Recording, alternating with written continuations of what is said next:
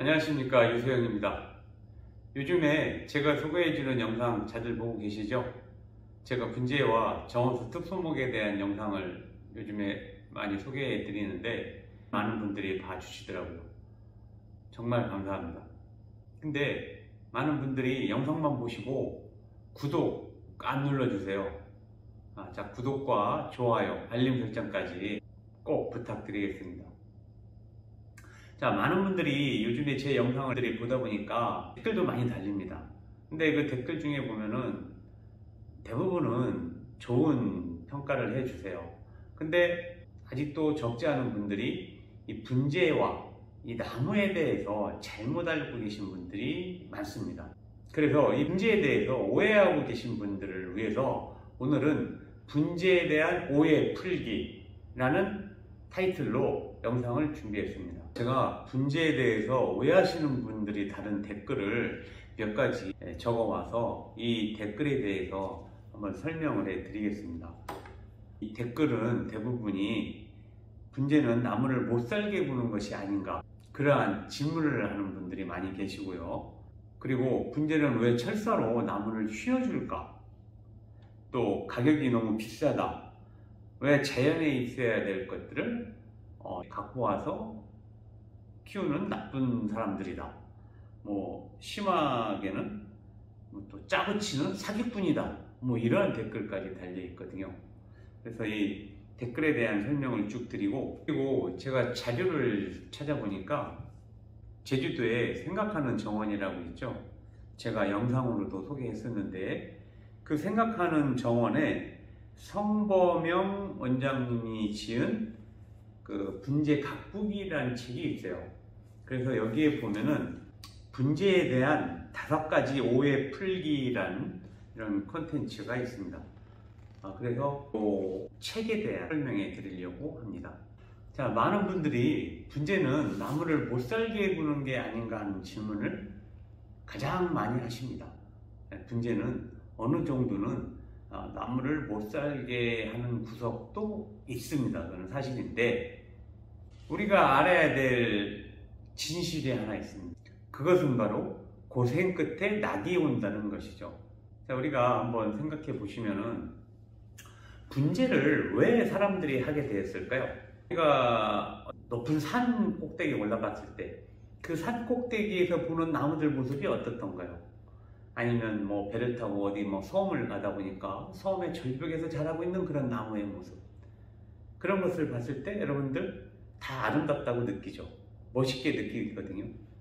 근데 그 멋있는 나무를 보기 위해서 굉장히 어렵게 산 정상까지 가야 되고 배 타고 섬까지 가야 되고 힘들단 말이죠. 그러니까 사람들이 저거를 안 되겠다, 그걸 캐와라. 그래서 그걸 갖다가 마당에 심은 거예요. 내가 쉽게 보기 위해서. 그래서 마당에 그런 나무들을 심어 놓으니까 그게 뭡니까? 그게 바로 정원이 된 거죠. 그 정원에서 자라는 나무는 정원수가 됐고, 그 정원수 중에서도 아주 나이가 먹고 모양이 좋은 그러한 고목들은 특수목이라고 우리가 부르는 겁니다. 근데 사람의 욕심이 끝이 없어서 정원에 있는 나무 보는 것도 이제 좀 귀찮아요. 추운 겨울날 땅에서 보기 힘들단 말이죠. 그러니까 그거를 캐서 화분에 심어서 사랑방 한쪽에 놓고 방 안에서도 볼 수 있게 만들었다는 얘기죠. 그게 뭡니까? 그게 바로 분재죠. 그래서 분재든 정원수든 자연목이든 그 형태의 원리는 다 똑같은 겁니다. 분재가 하늘에서 뚝 떨어져서 사람들이 막 나무를 막 비비 꽈갖고 만든 게 아니라, 자연에 있는 나무가 척박한 환경에서 오랜 시간 비바람을 견뎌서 그 열악한 환경을 극복한 모습이 멋있기 때문에 그 모습을 흉내내서 화분에 심어서 우리가 만들어가는 게 바로 분재인 거죠. 어떤 분이 그런 질문을 하시더라고요. 왜 분재는 철사를 감아서 나무를 못 살게 구느냐? 그래서 제가 그 댓글로 그것은 자연에 있는 나무들이 원래 그렇게 만들어지기 때문에 분재는 그거를 흉내내기 위해서 그렇게 만든 겁니다 라고 답을 해드렸더니 거짓말하지 마세요. 자연에 그런 나무가 어디 있어요? 라고 또 답글을 쓰셨더라고요. 그래서 오늘 제가 실제 여러분들께 과연 자연에 있는 어떤 나무들이 분재의 롤 모델이 돼서 그 추구하는 답을 여러분들께 한번 보여드리면서 설명을 해드리겠습니다. 자, 제가 지금 여러분들께 보여드릴 사진은 이 책에 나온 겁니다. 이거는 무아지송이라고 하는 사진집인데 이성희 작가가 찍은 사진입니다. 근데 제 견해입니다만 제가 본 소나무 사진 중에 최고의 작품이라고 할 수 있습니다. 자, 여기에 실린 그 소나무 작품 사진이 너무나 훌륭하기 때문에 제가 이 사진집에 있는 사진을 스캔해서 여러분들께 보여드리면서 설명을 드리겠습니다. 자, 지금 보시는 소나무는 여러분들도 다 아시는 나무죠? 바로 정이품송입니다. 정이품이라고 하는 높은 벼슬을 갖고 있는 소나무죠. 이것은 속리산가는 입구에 있죠. 이 나무는 수령이 700년이 넘은 나무입니다. 자, 700년이 넘는 세월을 거치다 보니까 이 나무의 모양이 굉장히 많은 자연 풍파에 시달리면서 지금까지 왔는데 이쪽 저쪽 가지도 많이 부러지고 있지만 그래도 이 오랜 세월 여기에서 꿋꿋하게 버티고 선 모습을 보면 굉장히 우통담당하고 멋있죠. 이것이 바로 우리가 자연에서 느끼는 감정인 거거든요. 또 다음 사진을 보시면은 이 나무는 보십시오. 완전히 그 봉우리 꼭대기에 정말 위태롭게 서 있죠. 위태롭게 서 있는데 이 나무는 최소한 여기에서 몇백 년 자란 나무거든요. 이 소나무가 서 있는 이 자리를 보면은 이 봉우리 꼭대기에 여기에 비가 온들 여기에 물이 고이겠습니까? 아니면 어떤 양분이 있겠습니까? 그런데도 여기에 뿌리를 내리고 당당하게 서 있습니다. 그뿐만이 아니라 이 강가 이 봉우리 꼭대기에서 얼마나 많은 비바람에 시달리겠어요. 그래도 꿋꿋하게 여기 버티고 있죠. 이 꿋꿋한 이 소나무 보면은 어떻습니까? 아름다움이 느껴지시나요? 자, 이 나무도 한번 보십시오. 이 나무를 보면은 줄기에서 뻗어나간 가지들이 꼬불꼬불하죠. 이 꼬불꼬불한 모습은 저나 여러분들이 누가 가서 여기 철사가면서 나무 모양을 잡아줬나요? 그렇지 않거든요. 그런데도 이렇게 꼬불꼬불한 형태를 띠고 있어요. 신기하지 않나요? 그리고 멋있어 보이지 않나요? 바로 이런 모습입니다. 자, 이 나무 보시면은 완전히 돌 틈에서 정말 흙이라고는 한 줌도 없을 것 같은데 뿌리를 받고 수십 년 이상, 제가 볼 땐 최하 100년은 넘었을 것 같아요. 그 세월을 여기서 꼿꼿하게 아침에 내리는 밤 이슬을 먹어가면서 이렇게 버티고 살고. 자, 이 나무도 마찬가지죠. 이 봉우리 끝에서 이 봉우리 끝에 물이 부족하고 양분이 부족하고 또 강한 비바람에 시달리는 데서 자란 나무가 이렇게 멋있다는 얘기죠. 이 산에 가서 이런 나무를 보면 정말 심장이 두두두 뜁니다. 이 나무의 모습에 취해서 심장이 뛰기도 하지만 이 나무가 이 역경을 극복한 모습에 감동을 받아서 또 심장이 뛰기도 해요. 그래서 저는 계속 분재를 사랑하는 겁니다. 왜냐? 분재는 바로 이러한 모습을 어떻게든지 흉내내서 표현하는 거거든요. 자, 이런 나무들도 얼마나 척박하면 이제 가지가 몇 개 안 남았어요. 그런데도 이 자리를 지키고 있죠. 참 대단한 나무의 생명력입니다. 이 큰 나무가 이 절벽에서 뿌리를 받고 여기서 버티고 생명을 유지해가고 있습니다. 대단한 생명력이죠. 자, 이거는 울진에 있는 금강송 군락지입니다. 사진으로 봐서 이렇게 작아 보여도 실제 가서 보면은 막 몇 아름들이 소나무들이 이렇게 쭉쭉 뻗어 있죠. 이 나무들 누가 와서 가지치기 하고 정리하고 한 게 아니지만 이 자연이 스스로 이렇게 만든 겁니다. 자, 이 나무를 보면 아주 극단적으로 줄기와 가지가 꼬불꼬불하게 곡선이 들어가 있죠. 마치 분재처럼 생겼습니다. 하지만 진실은 이 나무가 분재처럼 생긴 게 아니라 분재가 이런 나무를 보고 멋있으니까 이 나무를 흉내내기 위해서 철사를 감는 거예요. 자, 이 사진을 보면은 우리가 분재에서 모아심기라는 게 있죠. 네, 바로 그러한 모아심기의 진수를 볼 수가 있습니다. 자, 다음 사진을 보시면은, 자, 이런 나무를 보면은 줄기의 흐름과 가지의 이파리들의 구성이 어떻게 되어 있는지 바로 분재에서 추구하는 아주 아름다운 모습을 그냥 갖추고 있는 나무입니다. 자, 이 나무는 이 실루엣만 봐도 이 나무가 굉장히 운치 있다는 걸 알 수가 있죠. 유수영 TV 영상 중에 수목 디자인에 대한 강의를 한 게 있습니다. 바로 그 수목 디자인 강의가 이러한 고목들을 관찰을 해서 나무가 오래됐을 때 어떻게 변해가는지 그 특징을 포착해서 정리해 놓은 게 바로 수목 디자인 방법입니다. 자, 이 나무를 보면은 한쪽에서 계속 바람이 불어서 가지가 한쪽으로만 형성되어 있죠. 이건 바로 분재에서 말하는 그 치류형의 본보기가 되는 겁니다. 자, 이 나무, 이 돌 위에 이렇게 방석처럼 나무가 얹혀져 있죠. 자, 이거는 완전히 그 바위 사이에 그 틈바구니에서 이렇게 운치 있는 모양으로 자라고 있습니다. 바로 이 나무들은 분재의 석부작. 제가 얼마 전에 석부작에 대한 영상 올려주신 거 보셨죠? 바로 그런 석부작이 이런 자연의 모습을 보고 흉내내게 한 겁니다. 자, 이런 나무들은 근장이 이렇게 발달되어 있으니까 굉장히 나무가 안정적이고 힘있게 보이죠. 그래서 분재에서는 이 근장을 굉장히 중요하게 여기는 겁니다. 자, 이거는 그 나무를 실제로 보고 그린 수묵화입니다. 가지 하나하나의 선이 굉장히 아름답게 살아있고 고목인데도 이 사이사이에는 다 공간이 있어서 바람길이 나 있죠. 이러한 모습, 이게 바로 자연이 스스로 만든 형태라는 겁니다.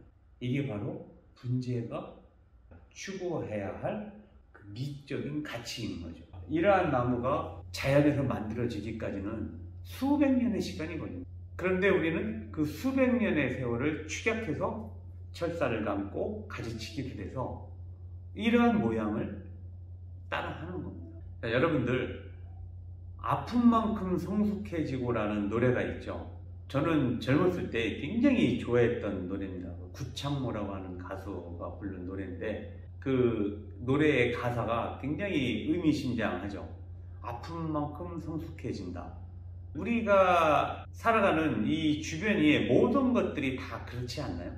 그런 아픔이 없이는 성숙해지지가 않죠. 우리가 자녀들 왜 어렵게 고생하는데 학원을 뺑뺑이 돌리십니까? 다 좀 더 나아지라고 그렇게 하는 거예요. 요즘에는 사람들이 취향이 굉장히 다양해져서 자기가 좋아하는 것들은 몰두해서 합니다. 그래서 굉장히 많은 분야가 생기고 그 각 분야별로 매니아층들이 생겼죠. 이게 이제 코로나 시대 이후에 더 두드러지는 현상인데 분재도 마찬가지로 이런 나무를 좋아하고 분재를 좋아하는 매니아층들이 굉장히 많이 새로 생겼어요. 그래서 제가 이러한 영상을 이 분재와 나무를 좋아하는 그 매니아분들께 도움이 되라고 이렇게 소개해 드리는 겁니다. 그리고 또 댓글 중에는 나무 가격을 가지고 시비를 거는 분들도 꽤 많이 계십니다. 가격이 너무 비싸다는 얘기죠.